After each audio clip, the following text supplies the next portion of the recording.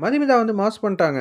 மதுமிதா வந்து அபிஷேக்க தான் வந்து தப்பு பண்ணியிருக்காங்க. ரூ. 25 வந்து இத்தன நாளா வந்து அவர்கிட்ட தான் வந்து ஒளிச்சு வச்சுக்கிட்டு இருக்காங்க. நீங்க இத்தன நாளா வந்து நம்புனதே வந்து அபிஷேக்க தான் அப்படின்னு சொல்லி கௌதம் கிட்ட வந்து ஆதாரம் பூர்வமா வந்து நிரூபிச்சு காட்டுறாங்க நம்ம மதுமிதா. எக்ஸ்ட்ரா நெறையா இருந்துச்சு. மிஸ் பண்ணாம ஃபுல் வீடியோவும் கேளுங்க. வீடியோ சுத்தமா போக மாட்டுது. பார்க்கலாம் லைக் பண்ணிட்டு பார்த்தீங்கன்னா, கொஞ்சம் பேச வந்து முட்டிட்டா இருக்கும். நம்ம கௌதம் கிட்ட வந்து முன்னாடி நின்னு, அப்படியே வந்து தன்மையா வந்து ஒருத்தவங்க பேசிட்டு இருக்காங்க. கணக்கு வழக்கெல்லாம் வந்து அவங்க தான் பார்த்துப்பாங்க போல இருக்கு, கௌதம் கம்பெனியில. மேடம் உங்களுக்கு அக்கவுண்ட்ல ரூ. 1 வந்து போட்டாரா? அத பார்த்தோனே வந்து உங்களுக்கு என்ன பண்ணும், ஏது பண்ணும்னு புரியாம, நீங்க 20,000 மட்டும் உங்க அக்கவுண்ட்ல வச்சுக்கிட்டு, எல்லா பணத்தையும் திருப்பி நீங்க கௌதம் அக்கவுண்ட்லயே போட்டுட்டீங்க. ஆனா, சார் எப்பேர்ப்பட்ட நல்லவர்ன்னு ஒரு விஷயம் சொல்றேன். நீங்களே வந்து யோசிச்சு பாருங்க.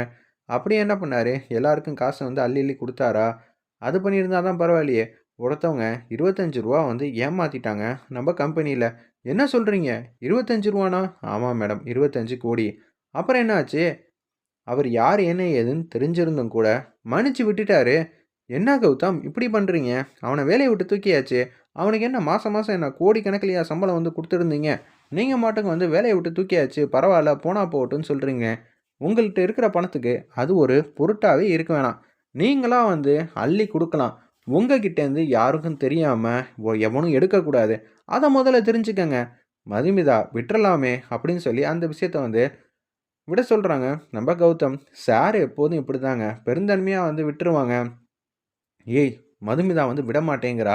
ஆனா கௌதமே வந்து விட்டுறலாங்கிறான். நமக்கு ஆப்பு வைக்காம விடமாட்டா போல இருக்கே! அப்படின்னு அபிஷேக் கிட்ட வந்து பேசுறாங்க லட்சுமணன். ஆமாமாமா, எனக்கும் கொஞ்சம் பாட்டமா தான் இருக்கு. இந்த மதுமிதா வந்து நம்ம ஆட்டத்தையே வந்து முடிச்சு வச்சுருவா போல இருக்கே! அப்படின்னு சொல்லும்போது கடுப்பாயிட்டாங்க அந்த இடத்துல. மதுமிதா, என்னங்க பேசிக்கிட்டு இருக்கீங்க? உங்களுக்கு வேணா அக்கறை இல்லாம இருக்கலாம். ஆனா எனக்கு என் புருஷனோட காசு ஒவ்வொரு ரூவாயும் முக்கியம். நீங்களா வந்து அள்ளி குடுங்க. ஆனா ஏமாந்து இப்படி முட்டாள்தனமா இருக்கிறதெல்லாம் எனக்கு சுத்தமா வந்து ஏத்துக்கவே முடியாது. எனக்கு இங்கேயே அது யார், என்ன, ஏதுன்னு தெரிஞ்சாகணும். மேடம் யார், என்ன, ஏதுன்னு தெரிஞ்சு தான் வேலைய விட்டு தூக்கணும். அப்பனா நீங்க வந்து எழுதி குடுங்க. கௌதம் வந்து இப்ப எழுதி தருவாப்புல. இப்ப ஃபோன் அடிங்கன்னோனே, கௌதம் ஆஃபீஸ்லேருந்து பேசுறோம். இது மாரி இந்த கம்பெனில இன்னாரு வேல பார்த்தாரு.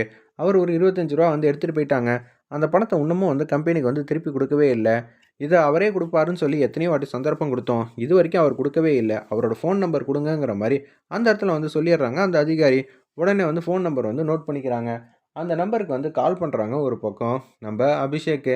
என்னடா இது லைனே போ மாட்டேங்குதே! டேய் கால் எட்றா எட்றாங்கிற மாரி யோசிக்கும்போது, ஆமா இவன் நமக்கு தான் வந்து 2,00,000 பணம் கேட்டதுக்கே வந்து தரமாட்டேன்னான். அப்படி இருக்கும்போது நான் என்னத்த சொல்றது? இவன் ஃபோன் கால்லாம் வந்து எடுக்கணும்னு அவசியமே இல்ல அப்படின்னு சொல்லி யோசிக்கும்போது, கரெக்ட்டா அந்த இடத்துல வந்து 2 பேரும் வந்து ஃபோன்ல வந்து பேசலான்ட்டு இருக்காங்க. ஒரு பக்கம் வந்து அபிஷேக்கு, இன்னொரு பக்கம் வந்து அதிகாரி. கால வந்து கரெக்ட்டா வந்து எடுத்துடுறாங்க. யார்கிட்ட கால் வந்து கனெக்ட் ஆச்சுன்னு பார்த்தீங்கன்னா, அதிகாரிங்க பேசும்போது தான் கால் வந்து கனெக்ட் ஆயிருக்கு அந்த இடத்துல. என்னடா இது லைன் பிஸின்னு வருது. அப்பன்னா மாட்னான். இப்ப என்ன பண்றதுன்னு தெரியலையேங்கிற மாரி யோசிச்சுட்டு இருக்காங்க அந்த இடத்துல. என்னடா பேசினியாங்கிற மாரி கேட்டோனே, இல்ல எனக்கு முன்னாடியே அவர் வந்து முந்திக்கிட்டாரு. எல்லாத்துலயும் சொதப்பிக்கிட்டே இருடா. அதிகாரி மட்டும் அவன இழுத்துட்டு வந்து கன்னத்திலேயே பலார் பலார்ன்னு அடிச்சு விசாரிச்சாங்கன்னு வச்சுக்கயேன், அவன் என்னடா உனக்கா வந்து அடி வாங்குவானா? அவனுக்கு கேட்ட பணத்த நீ குடுக்குறேன்னு சொல்லியிருந்தா கூட, ஏதோ ஒரு 10 நிமிஷமாவது தாங்குவான். நீ 10,000மோ, 5,000மோ தரேன்னு சொல்லியிருந்த அவனுக்கு. அப்படி இருக்கும்போது எல்லாத்தையும் வந்து உளற தான் போறான். இனிமேட்டு நீ கம்பெனிக்குள்ள என்ன, வீட்டுக்குள்ளேயே வந்து விடமாட்டான் போல இருக்கு. மாயா ஏதாவது தப்பு பண்ணா கூட மன்னிச்சு விட்டுருவான். நீ தப்பு பண்ணா மன்னிச்சு விட்டுருவானா? அப்படின்னு சொல்லி அந்த இடத்துல வந்து செம கடுப்புல வந்து பேசுறாங்க. நம்ம லட்சுமணன் புரியாம இல்ல மாமா, எனக்கே என்ன செய்றதுன்னு தெரியலங்கிற மாரி யோசிக்கும்போதே, நீ எங்க இருந்தாலும், இப்ப அந்த லொகேஷன் வந்து என் செல்லுக்கு வந்து அனுப்புனோனே, அப்படியே வந்து அனுப்பிச்சிடுறாங்க. நீ அங்கேயே இருன்னோனே, அப்படியே ஒரு அதிகாரி வராங்க. அப்படியே வந்து அவங்கள வண்டியில ஏத்திக்கிட்டு, அப்படியே மாஸா வந்து கௌதம் வீட்டுக்கு வந்து முன்னாடி வந்து நிக்கிறாங்க. "டேய் போச்சுடா! நீ ஃபோன் அடிச்சு அவனுக்கு தகவல் சொல்றதுக்குள்ள வாசல பாரு. அவன் வீட்டுக்குள்ள வந்துகிட்டு இருக்கான்." அப்படின்னு சொன்னோனே, கௌதம் வந்து அந்த ரூ. 25 பணம் எங்கடா போச்சு? அப்படின்னு சொன்னோனே, அந்த பணம் என்கிட்டலாம் ஒண்ணும் இல்ல அப்படின்னு சொன்னோனே, கௌதமுக்கு வந்துச்சு பாருங்க கோவம். மதுமிதா வந்து செம்மையா வந்து முறைக்கிறாங்க. நான் அடிக்கக்கூடாதுன்னு பார்க்குறேன்னோனே, கௌதம் வந்து கன்னத்திலே வந்து பலார் பலார்ன்னு அடிக்கிறாங்க. "டேய் மரியாதையா சொல்றா. கட்டத்துக்கு மேல நான் வந்து அமைதியா இருக்க மாட்டேன். என்கிட்டேருந்து எடுத்துக்கணும்னு நெனச்சேன்னா, என்கிட்ட கேட்டிருந்தா நான் குடுத்துருப்பேன். நீ எனக்கு தெரியாம எடுத்துக்கிட்ட. இப்ப நீ சொல்ல போறியா இல்லையா?"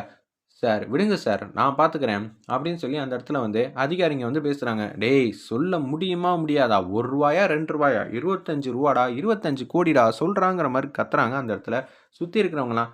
அந்த பணம் என்கிட்ட இல்ல. ஆனா யார் வச்சிருக்காங்கன்னு எனக்கு நல்லாவே தெரியும்னு சொல்லிட்டு, அந்த இடத்துல வந்து பின்னாடி வந்து அபிஷேக்க வந்து எட்டி பார்க்குறாங்க. இது வீட்ல இருக்கிற எல்லாரும் வந்து பார்க்குறாங்க. வெயிட் பண்ணி பார்ப்போம். வேற லெவல்ல மாஸா இருந்துச்சுன்னே சொல்லலாம்.